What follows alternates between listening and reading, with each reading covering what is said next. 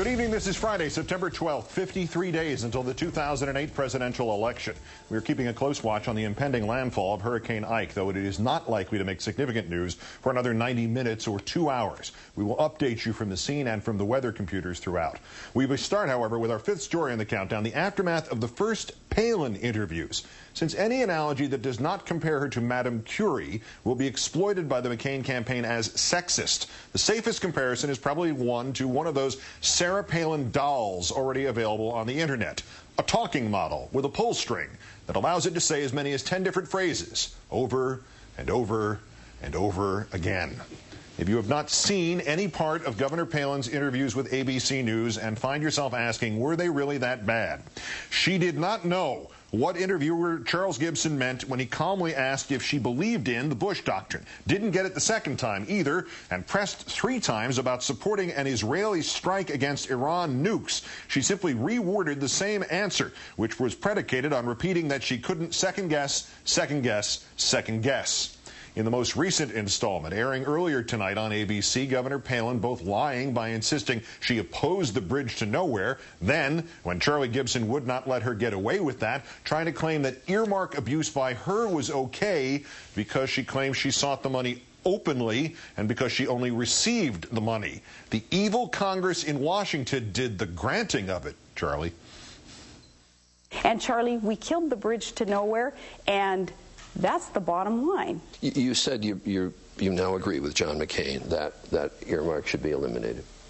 The state of Alaska governor this year requested $3.2 million for researching the genetics of harbor seals, money to study the mating habits of crabs. Isn't that exactly the kind of thing that John McCain is objecting to? Those requests through our research divisions in Fish and Game and our wildlife departments and our university, those research requests did come through that system. But wanting it to be in the light of day, not behind closed doors with lobbyists making deals with Congress to stick things in there under the public radar. That's the abuse that we're going to stop. She lied about the bridge again. Another $100 to charity and another 25 fictional cans of Aunt Sarah's moose chunk stew to some lucky viewer.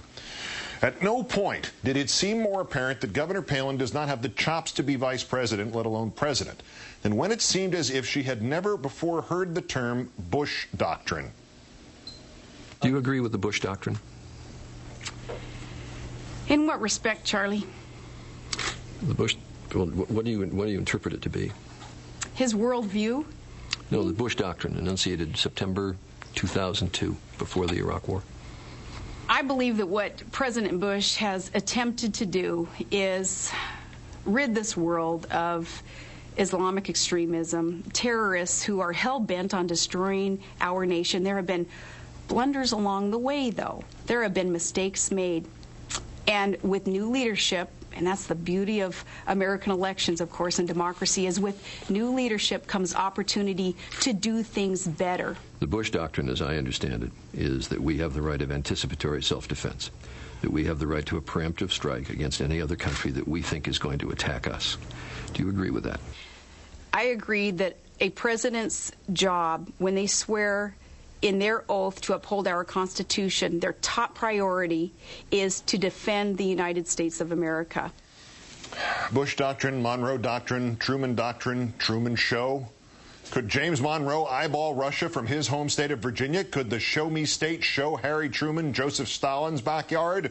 Gibson asking, what insight into Russian actions, particularly in the last couple weeks, does the proximity of the state give you? Governor answered, they're our next-door neighbors, and you can actually see Russia from land here in Alaska. I can see right into the headquarters of Chase Bank from my office, so on the Sarah Palin scale, that makes me Alan Greenspan. Would it surprise you that Governor Palin sees war with Russia as a distinct possibility as a direct result of giving Georgia NATO membership, which she advocates? Mr. Gibson asking, under the NATO treaty, wouldn't we then have to go to war if Russia went into Georgia? The governor saying, perhaps so. That is the agreement when you are a NATO ally, is if another country is attacked, you are going to be expected to be called upon and help. Clearly struggling with foreign policy in general, Governor Palin specifically contradicting the Pakistan policy of her own running mate. Gibson asked, do we have the right in your mind to go across the border with or without the approval of the Pakistani government? She answered, in order to stop Islamic extremists, those terrorists who would seek to destroy America and our allies, we must do whatever it takes, and we must not blink, Charlie, in making those tough decisions of where we go and even who we target. Senator McCain having said this summer about Pakistan, and I'm quoting, I'm not going to go there, and here's why, because Pakistan is a sovereign nation. Maybe the proverb is true, travel really does broaden the mind. Gibson asking, did you ever travel outside the country prior to your trip to Kuwait and Germany last year? Her answer, Canada, Mexico, and then that trip was a trip of a lifetime to visit troops in Kuwait and stop and visit injured soldiers in Germany. That was a trip of a lifetime, and it changed my life. Indeed, it was the trip of her lifetime. In fact, it was the only trip of her lifetime outside North America, which would make it hard to meet foreign heads of state. Gibson asking, have you ever met a foreign head of state? Palin said, I have not, and I think if you go back in history and if you ask that question of many vice presidents, they may have the same answer that I just gave you. In fact, every vice president in the last 32 years and every living vice president has met a foreign head of state before taking office. More lying or simply not knowing. Gibson asked, have you ever given any kind of command decision to the Alaska National Guard? Palin answered, we have called up National Guardsmen to help in other states who have gone in emergency status. We have assisted there. False. Governor Palin has never issued an order to the Alaska National Guard. Know what else she's not done to our knowledge? Properly pronounce the word nuclear. I believe that under the leadership of Ahmadinejad, nuclear weapons in the hands of his government are extremely dangerous to everyone on this globe, yes. We cannot just concede that, oh, gee, maybe they're going to have nuclear weapons. What can we do about it? No way. Is it too much to ask that the next chief executive of this country and his assistant know how to pronounce the word nuclear?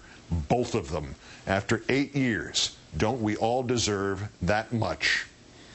In one respect, however, there is universal agreement that the governor did well. A media coach's instruction for politician, for sportscaster, for snake oil salesman alike. It is always this: say your interviewer's name as often as possible. President of the United States of America. I do, Charlie. All about Charlie. God-given Charlie. From God, Charlie. This table, Charlie. And Charlie. In what respect, Charlie? To Charlie. Charlie, blink, Charlie. Really? But Charlie again.